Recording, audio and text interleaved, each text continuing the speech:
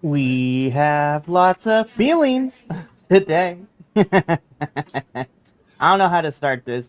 Gold Rush was a thing that happened. It was fun, but I'm very interested in some of the choices that were made. But before we get into all of that, hello, my internet family, and welcome to another episode of NXT Losos, the weekly NXT review show here at BC WrestlePod. So, of course, I am your hostess with the mostest, Mikey, El Jefe of BC WrestlePod. And joining me tonight is the Grand Poobah, the Kilt Meister himself, Kiltman. Kilt is in the building. The Who Bleed Father has arrived. the Pleat Father has arrived and has feelings and opinions about Gold Rush Week 1. I have a ton of opinions. Oh, dear, my earbuds. Sorry. It's okay. So, if you couldn't You like the already ones I'm looking tell, for. we are going to be here tonight to review Week 1 of NXT's Gold Rush. So, Gold Rush is the yearly event that NXT puts on where championships are on the line. And with this year's Gold Rush, it expands to not just NXT, but also includes TNA, AAA, and WWE EVOLVE. So before we get into everything, because this is going to be kind of a straightforward episode, because it pretty much was straightforward, um, we just a little bit of housekeeping / announcements. If you like what you see here and you want to see more, then you should subscribe to our YouTube or follow us on Twitch or Kick, whatever your preferred video consumption platform is. And of course, if you want to do something a little bit more self-contained, you can follow us all over the social medias at BC WrestlePod, where we pretty much are anywhere and everywhere. So it's a lot of fun. But we also have some merchandise available for you at our merch store, bcwrestlepodshop.fourthwall.com. And ever so often, we have a little coffee bot who will be popping up into the chant if you feel so inclined to help keep the metaphorical and sometimes physical lights on here at BC WrestlePod. Alrighty, I want to get into Gold Rush because I had a blast. I have lots of questions with certain things, but I still ended up having a blast with um, Gold Rush. So let's get into everything. So we kick things off with our first of 4 championship matches this evening, and this was for the AAA Mixed Tag Team Championships match. So the challengers is the team of Joe Hendry, newly signed WWE star, and Miss Thea Hale, taking on the champions, which is currently All Ego Ethan Page, and from SmackDown, our current Women's United States Champion, and also one half of the AAA Mixed Tag Team Champs in the form of Miss Chelsea Green. I love Chelsea so much. She's great. This match was so much fun, and I think this was the smart move to have this match open everything up. Also, shout out to the crowd at Madison Square Garden Theater. Y'all were turned the entire night, and I appreciate you because I love it when a crowd is into the show, and this crowd got me hyped the whole entire time. Y'all were in this. Love you. This down. This was great. But yeah, I had such a blast with this match. This was just a lot of fun. Of course, I love Thea and Joe Hendry as a team, and Chelsea and Ethan as a team also work very, very well as well. This was a good fun. This was some good fun back and forth. Of course, I love seeing Joe Hendry do Joe Hendry stuff. But Thea Hale was also MVP, and of course, Miss Chelsea Green and Ethan Page. I love Chelsea's finisher, the unpretty her. I love her finisher, but yeah, this was really good, and I kind of want these mixed tag team championships to be defended more on NXT television because I want more mixed tag team matches. I had a blast. Yes. I had a good time with this one. Chelsea and Ethan do retain, but this was a fun way to open the show. Kilt, what are your thoughts of the AAA Mixed Tag Team Championship match opening up Gold Rush? Okay, I'm going to preface this by saying I understand why they lost. I'm not happy that they lost, but I understand it because it should go back to AAA talent. Or at least the title should be won by AAA talent, in my opinion.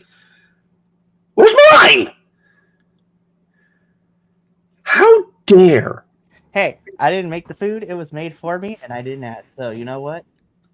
You know That, what? How dare? oh, sir. I'm in the middle of me talking. Anyway, and so I was going to say, I absolutely loved this entire match. Like, I loved how quirky and just the giggly energy that Thea Hale brought. She literally just became one of my next favorite crushes after Tater Tot. Because she has that energy that I absolutely love. It's cute, it's hilarious, it's funny. It matched Joe really, really well. And just like how Chelsea matches Ethan's ego, while I may not like the character, I love what they're doing with it. It is phenomenal. I love the bit that Chelsea's still doing with the Secret Harvest and the all the stuff that she's doing. I love how Ethan is taking the ego off the. It's just everything about this is great. This match was so much fun. Like, I just love the back and forth. I have to go back in. I have to go in my editor in a little bit and actually cut off a piece of some of the match, because I've been joking with Mike Rome in his community on his Twitch streams that I'm going to clip a little bit of Booker T when he goes, "Oh yeah, man," and just give it to him as a sound alert. And it was a perfect moment that I had to find. It's like a 37-minute mark. And I think it was in this match. No, it was in the Sol Ruka match. But this was so much fun. This was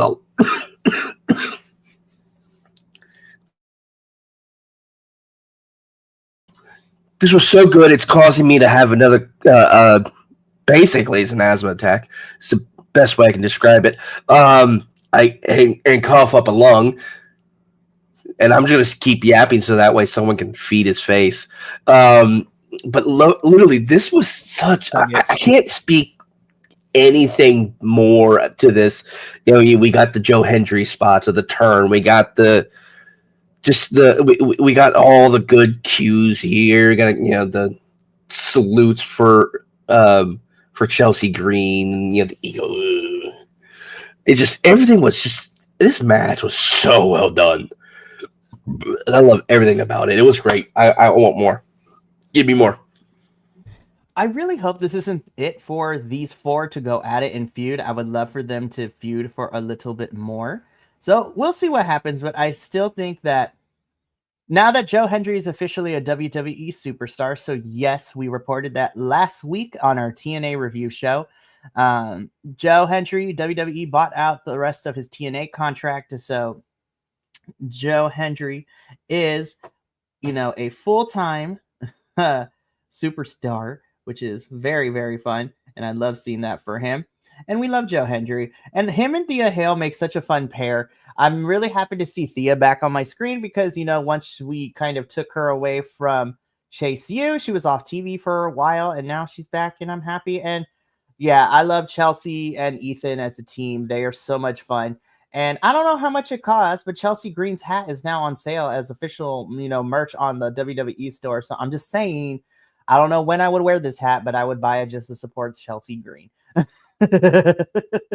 I love Chelsea so much. But this was a fun way to open up Gold Rush, and we continue on with the rest of the show because backstage, literally, the girls are about to throw down. The girls are fighting.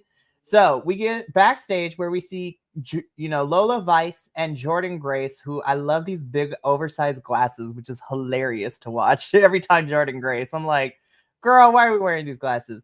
But they're talking about, Kalani Jordan and how Kalani is just talking out the side and she's talking all this mess. And then Kalani comes in and she again is this newly realized heel. Lola's like, girl, if you got something to say it to my face. Lola is ready to fight. Kalani's just like, okay, I will. And she says something to Lola and says something to Jordan. Jordan has to hold Lola back because Lola's ready to throw down.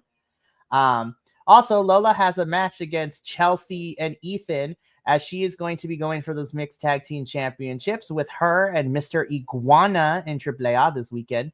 So that should be a lot of fun.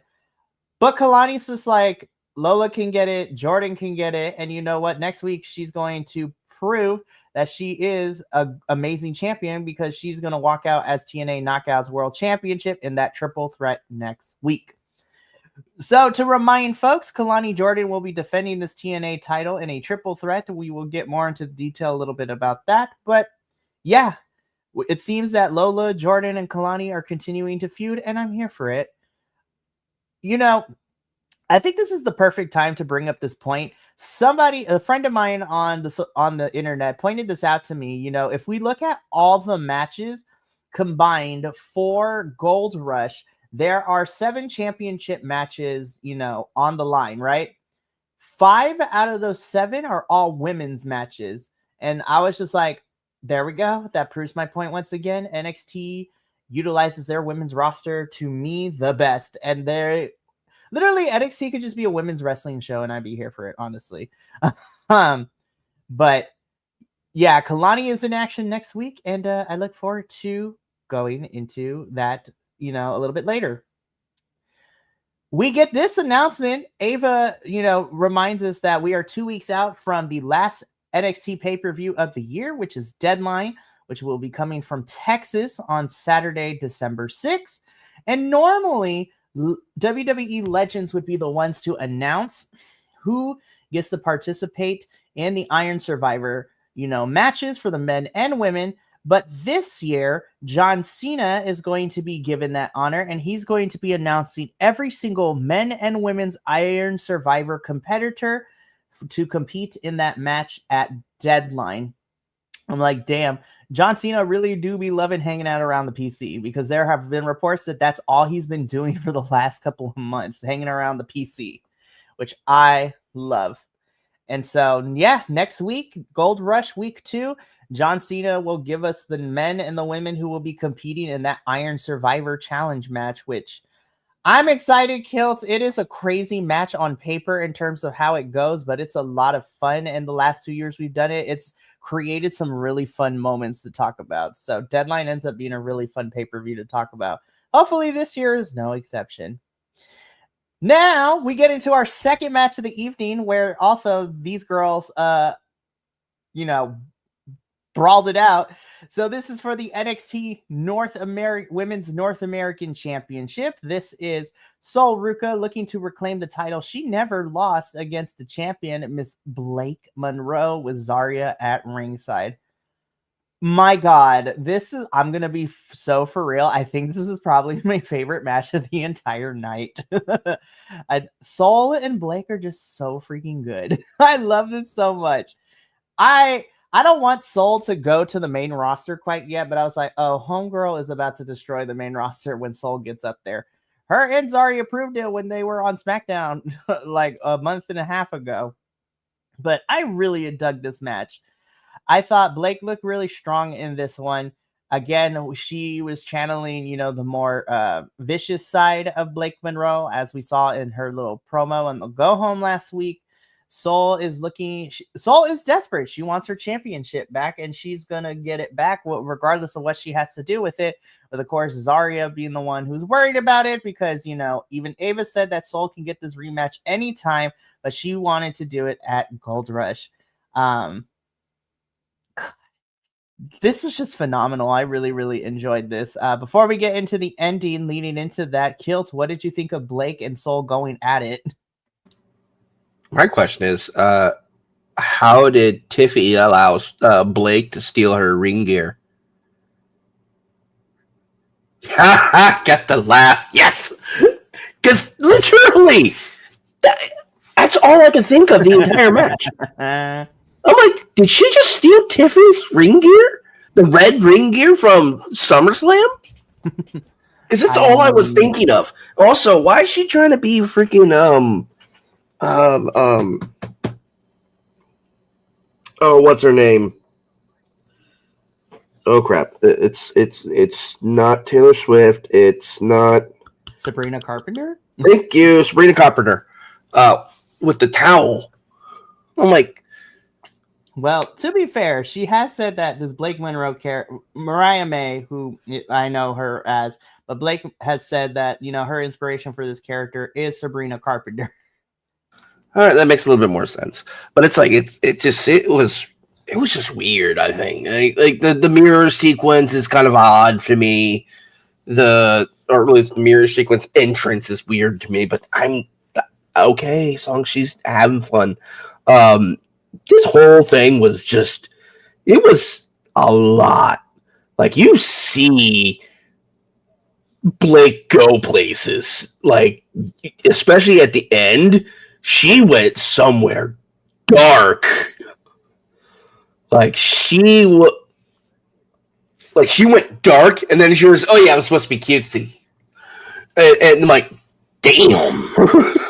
Like, that's he unlocked something, because that I was scrolling through the Instagrams today too, and there was a exclusive video of, you know, the camera person catching up with Blake, and she's literally talking to herself in the mirror, like switching between these alternative like personalities between the cutesy Blake Monroe and then like, I'm going to call it like what she was in AEW, like this more vicious, like the Mariah May, which was crazy.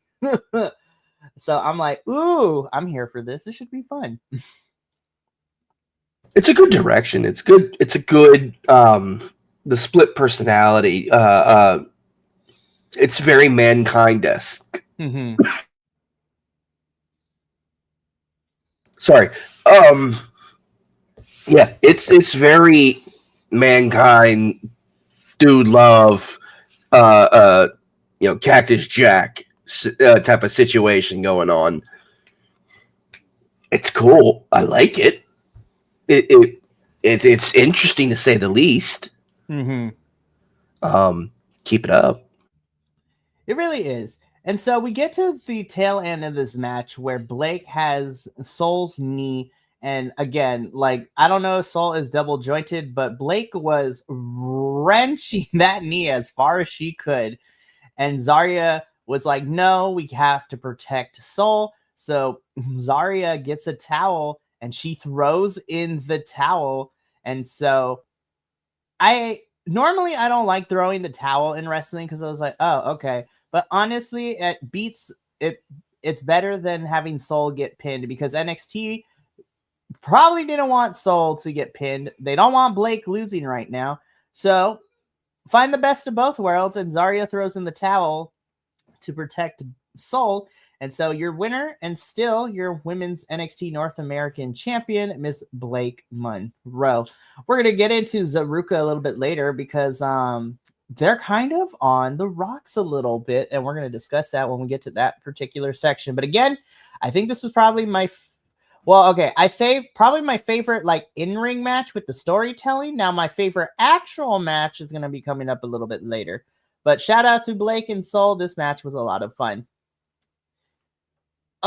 Ricky Saints and the Louis Vuitton. Like, God.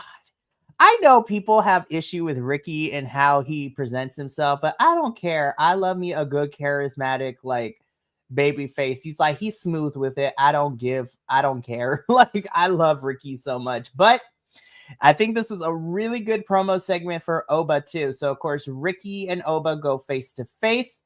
You know, Ricky talks about, you know, after beating Oba and Oba, you know, collecting himself, Ricky has been here fighting the good fight as babyface as he is.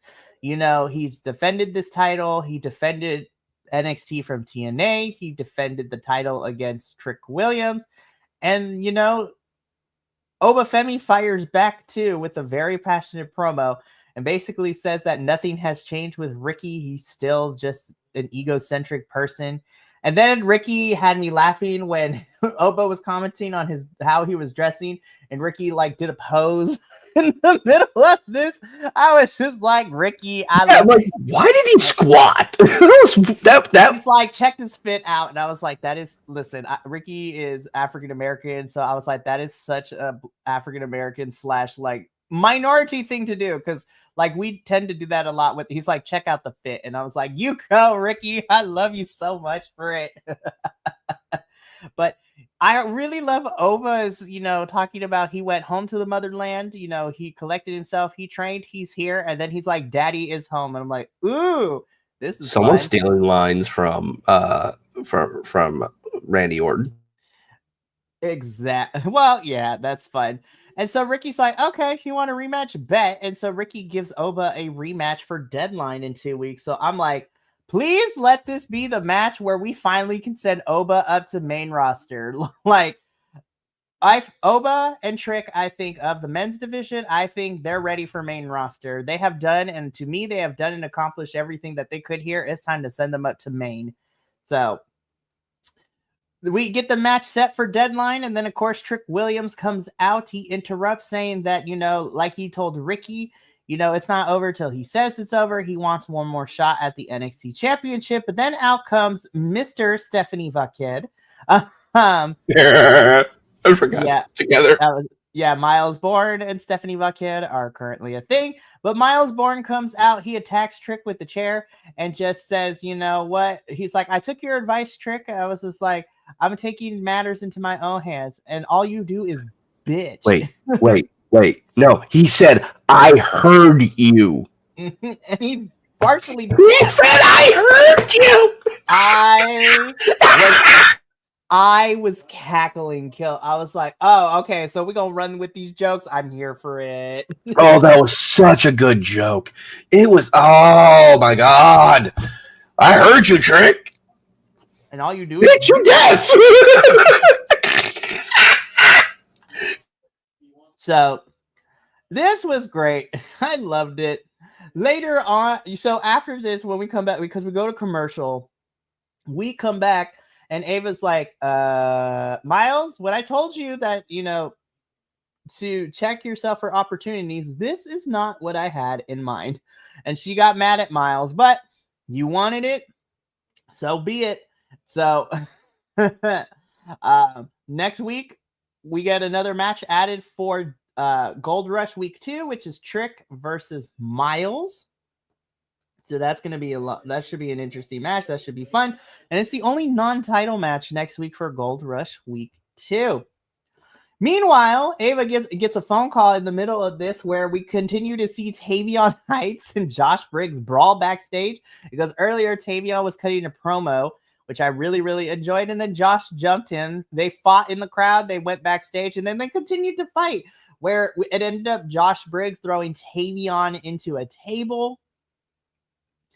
And I'm like, if these two are not in Deadline, these two need to have like a no DQ street fight match at Deadline, like, or a tables match or something. Because I was like, they be beating the crap out of each other this whole entire time. So, love to see Miles and Tavion get pushes. They're really, really fun. Alrighty, moving on though. Now we get into probably my favorite Spot Fest match of the evening. And I can't believe I'm about to say this. I think this is Dark State's best match so far. But we get the NXT Tag Team Championship match next. We have Dark State of, Dion Lennox and, Osiris over here taking on the TNA X Division champion, Mr. Leon Slater. And your boy is bouncy Javon Evans. I love Javon, and I said it during the Halloween Havoc review. I love Javon and Leon as a tag team. Like, they are just so good. And I'm going to be so for real. I love Leon and TNA, but after WWE bought out Joe Hendry's contract, I would not be surprised if they try to do the same thing with Leon in the next couple of months next year or so. Because Leon is so good. But it's up to Leon. If you don't want that, then you know what? That's cool. Because I like Leon and TNA right now. I would like to see Leon be a world champion first before going to the Fed, but who knows? But yeah, like I said, Leon and Javon are awesome as a tag team. And this was Dark State's best match. I think they finally figured out how to work together as a tag team and how to work together as a 4-person faction. I'm just like, I still don't like the concept. It took us a long time to get here, but you know what? I'm kind of okay with Dark State now. Again, this was probably their best match. I'm a little sad that Javon and, Leon didn't get to win the championships, but I figured they wouldn't because I don't think NXT would put a tag title on, a current TNA champion unless Leon was going to be in NXT. But still, this was a lot of fun, and it was a miscommunication because Dark State was going for the pin. Javon comes up to do a frog splash. They get out the way. Javon accidentally hits Leon, which then Javon gets thrown out, and then Leon gets pinned. So your winners and still your tag team champions are Dark State. Kilt, what did you think of this tag team championship match? Honestly, this was kind of like the weakest match for me out of the entire night because, like, I'm coming in here and I'm sitting there trying to figure out what else all I want to say. And I'm like, man, it felt like it was only 3 matches, and then we're going through it. I'm like, no, there had to been at least one more match because I'm sitting there thinking in my head, I'm like, okay, we had the Joe Hendry Thea Hale match, we had Sol Ruka match, and we had the the Taylor Tot match. Wait, wasn't there a 4th one? That's this match. This match, it was good, but it wasn't memorable to me. Like, I love Javon Evans and I love Leon. They are great and amazing, and I love what they're bringing to wrestling from their perspective, from their generation, and it makes me happy. Also, I keep hearing Javon versus Gunther, and I'm like, that's the stupidest matchup that doesn't make any sense. It was a damn good match though on Monday. I didn't get to see it, but it's like I haven't watched Monday yet. Let me be clear. But as I was saying, Javon is definitely main roster material, in my opinion. Now he could stay in NXT for a little bit, for like a year or two longer, get even better and even cooler. And if this partnership with TNA still keeps going, or if WWE decides to buy TNA out, which I doubt, I won't get into that. Having Leon and Javon together, like in either as playful rivals, as partners and tag teams, as just there to support each other. It's such a great opportunity for these two that I think they will grow more and more, and I'm excited for their future. Flipping over to Dark State. Okay. I see 4 dudes. Look, I see three amazing wrestlers of color and a random ass white guy. You're not wrong. I'm not wrong. I know that, but I'm not saying that the white guy's not a good wrestler. I'm just saying I see 3 wrestlers of color and a random ass white guy. Yeah, I felt like they had to throw him in there just to be token, I guess. And it felt really Vince of them. Every time I always forget that my lights turn blue at 9 p.m. and then all of a sudden everything just goes whomp. I'm like, the fuck did I just? Oh, Darkseid heard you talking crap. They're at your house. I'll start. Let's go. The manager's in the corner. But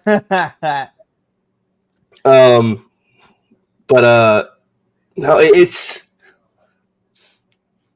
interesting. It's weird. It wasn't.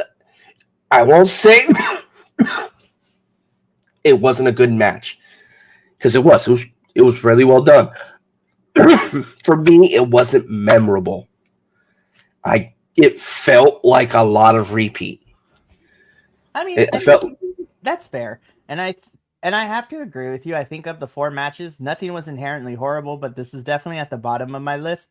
I think for me, though, I feel like Dark State was kind of there, and I mean, they did get the win, but I feel like most of the offense was Javon and Leon going back and forth, which I honestly think that was the purpose of this match. I didn't think they were going to win the tag titles anyways, but I think the purpose of this match is, you get a match, a defense for Dark State. They get to retain the titles.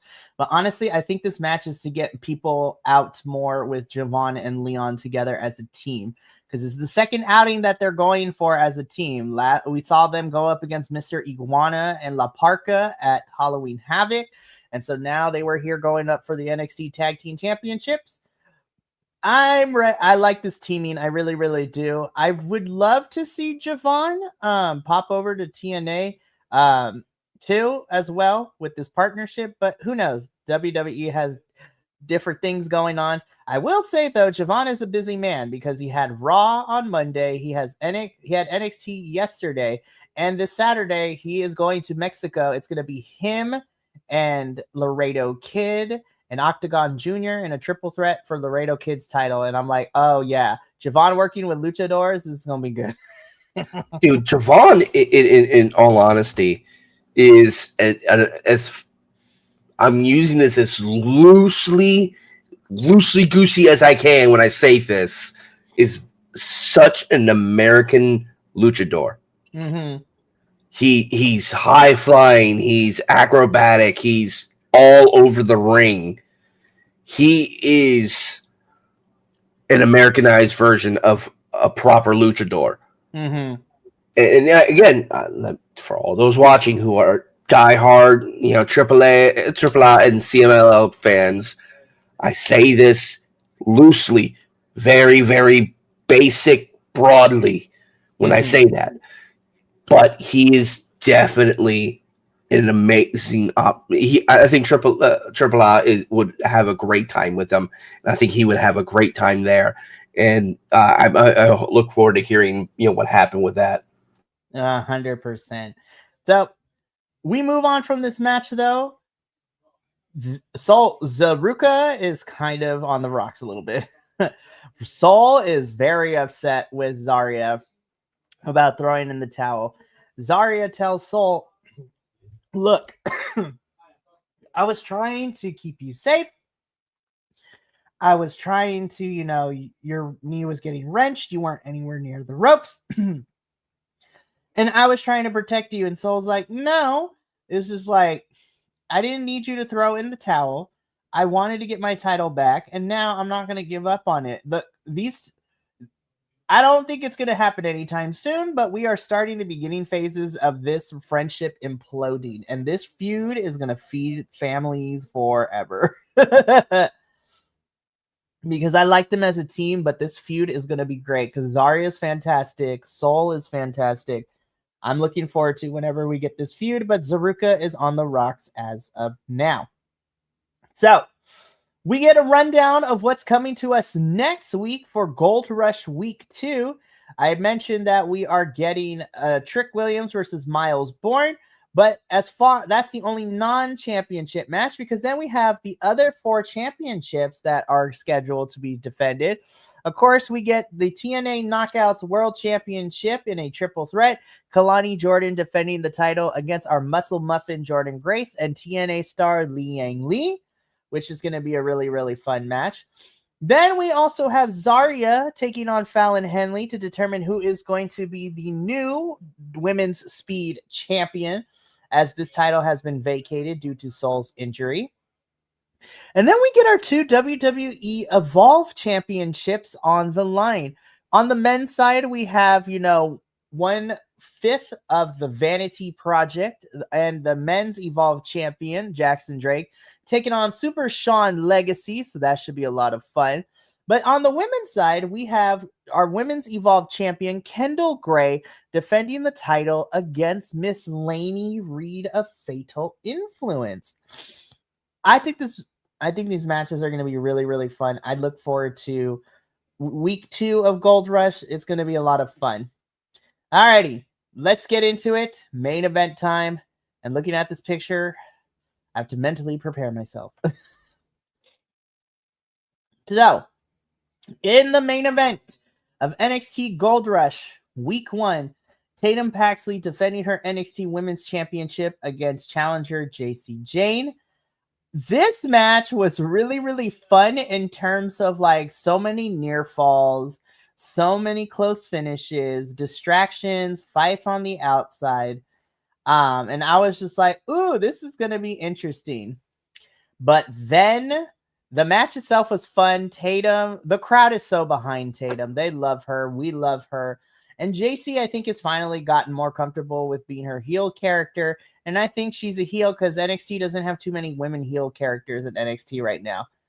Why I was not prepared for it, though, because Tatum gets, after near falls and shenanigans, Tatum gets thrown out of the ring. She proceeds to try to get back in the ring, but then Shawn Spears and Nico Vance block her from getting back in. And then Izzy Dame comes in with a nasty boot to the face, knocking Tatum silly. They throw Tatum back into the ring, which allows JC to hit her, finisher.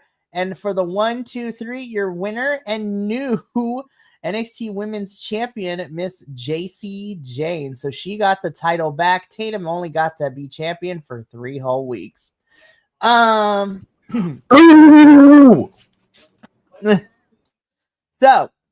I've had 24 hours to sit with my feelings, to process everything. I want to start by saying this. In no way, shape, or form am I blaming JC or Tatum or Izzy or any of the performers. They are just doing their job, and they're doing what creative and booking are asking them to do. So booking is going to get my wrath. I'm not as mad. Okay, I'm not mad. I'm just annoyed. And here's why. So you created such a over moment with Tatum getting the title at Halloween Havoc, beating JC Jane, who has been on a tear as this heel champion. And then the NXT crowd, the Halloween Havoc crowd, the whole NXT universe is behind Tatum. She is a true babyface. And we love her, and so does everyone else. I'm bummed that she was just a transitional champion, and she only got this title for 3 weeks. And now JC's on her second reign. And my big thing is now, I think the feud between Tatum and Izzy is going to be great because now Izzy has that heat thanks to what she did. And I think it's going to be good because, again, we need more women's heels in NXT because we don't really have too many defined heels. However, I don't understand why you let Tatum hold the title. Like, I wasn't expecting her to hold it long, but dang, 3 weeks? That's all we got? I was just like, the only way I can be okay with this is that because now I need to know why. Why did the calling turn on, Tatum? It could have been just Izzy turning on Tatum, and that would have made sense. But we had Nico and Shawn Spears to turn on Tatum as well. I need to hear why. And then what I need to happen is Tatum and Izzy feuding, but I need Lyra to come back to whoop some ass too. Because I think, hear me out, right? If this is meaning that Tatum instead of JC is going to be the one to go up to main roster, I want to see Tatum with Lyra and Bailey. I think that trio would be kind of great. That would be fantastic. Yes. Give me my 3 crazy ladies. And I honestly think that's probably where we're heading because based on this, I feel that NXT wouldn't. I was expecting NXT to at least give us a little bit longer with Tatum's reign, but I honestly think that it's because I thought that JC would be the one to be called up. But if we're giving JC another title reign, I think Tatum might be the one heading up to main roster soon, which I love Tatum. I wish she got a longer title reign. However, I'm just very annoyed that you created such a really beautiful and fun moment for fans to be rallying around Tatum only to make this decision after 3 weeks of her holding this championship. I'm so bummed for Tatum. The match itself was a lot of fun, near fall shenanigans.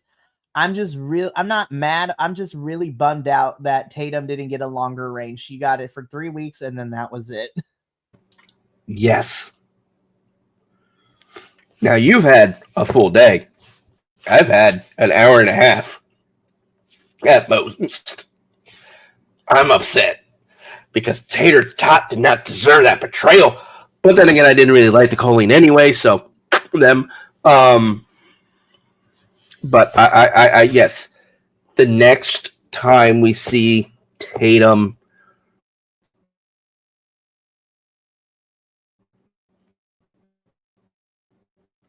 staring down these three. You disappeared. We're back. Okay, cool. I need Bailey and I need Lyra to come back up the Tatum dot. And I need my crazy ladies. Come on. Give it to me. Yeah, I would love to see these three take on Fatal Influence, which is great. Which could be happening as soon as Tatum and Izzy go through whatever feud they're going to go for, however long this is. And honestly, I think this is a Deadline match. I think we're getting Tatum and Izzy in some sort of match at Deadline. But again, really bummed for Tatum. But JC is now a 2-time NXT champion, which has only been held by 3 other women in the history of NXT, which is a very fun club to be a part of, especially because I believe it's Mommy, Shayna Baszler, and Asuka, I think. So, but that is how NXT Gold Rush Week 1 goes off the air for us. And yeah, again, overall, despite me being super bummed with Tatum, I really thought this was a fun NXT show. And I'm looking forward to Week 2 of Gold Rush. Again, we have both Evolve championships on the line. So the men and women's Evolve championships. We have the Speed Championship on the line as well. And then our TNA World Knockouts Championship. So should be a really fun night. And I look forward to Week 2 of Gold Rush next week, where, of course, me and Kilt will be here. But Papa Oso will also be back full-time, as now he is at the end of his play. And he will be back to, be here for Week 2 of Gold Rush. And then, this perfect time to come back, as, the following week, it is time for the go home before Deadline. So that's going to be it for us here at NXT Losos. But we still got a whole, jam-packed week of fun stuff for you. So let's take a look. Later tonight at 8 p.m. Pacific, the CMLL crew will be here to review another episode of Viernes Espectacular for CMLL. And we're having some fun over down in Mexico, so stay tuned for that review if you like Lucha Libre. Then tomorrow evening at 7:30 p.m. Pacific, I will be holding it down, as I will be flying across the pond, metaphorically speaking, to the UK, as I will be here to review Progress Wrestling Chapter 186, Noisy Neighbors. Some really fun UK wrestling, a really good main event, and I look forward to it because now we are getting into Vendetta in 2 weeks, which makes me so excited. And that's at 7:30 p.m. Pacific. Friday at 7:30 p.m. Pacific, the TNA crew is going to be here to talk about TNA Turning Point. So again, NXT having questionable things. TNA shocked the world last week for us, as Mike Santana, one of our faves, won the world championship from Trick Williams at Bound for Glory back in October. Then we had four weeks of just clip shows and no taped content. We get an episode last Thursday. Mike is defending his title for the first time. And then Frankie Kazarian cashes in his college shot gauntlet after Mike Santana gets beat up by the NXT stars for Mike Santana to lose the title. And so, yay. And then we have a pay-per-view to talk about. So that's going to be crazy on Friday. Then on Saturday, I'm pulling double duty, as at 9 a.m. I will be holding it down with Benny, our new friend and our new AEW host, as the two of us review Defy Wrestling's Aeon 2. And then Benny and I will also be there later that night at 5 p.m. Pacific, as we do a full watch along for AEW's Full Gear pay-per-view, which is shaping up to be really fun. And then we wrap up our week leading into Thanksgiving break. For me, and a Sunday with our WWE review, where we'll be talking about Raw and SmackDown, and also be doing our predictions for Survivor Series, which makes me super excited. I can't wait to do predictions for Survivor Series. I'm excited to be there in person, next Saturday. So that's going to be a lot of fun. But yeah. And love you, JVO, but you are not yucking my yum. I know I have my issues with the Fed, but that pay-per-view should be a lot of fun, and I can't wait. But I'm bringing in a jacket because in San Diego about during the winter time, that bitch about to be cold. But that's going to be it for us here at NXT Losos. Thank you so much from all of us here at BC Wrestle Pod. Remember, take care of yourself, love one another, stay Bi-Conic, and more importantly than anything, you always deserve to finish your story I will see y'all a little bit later tonight for CMLL. But until then, sayonara, adios, and until next time, peace. Peace!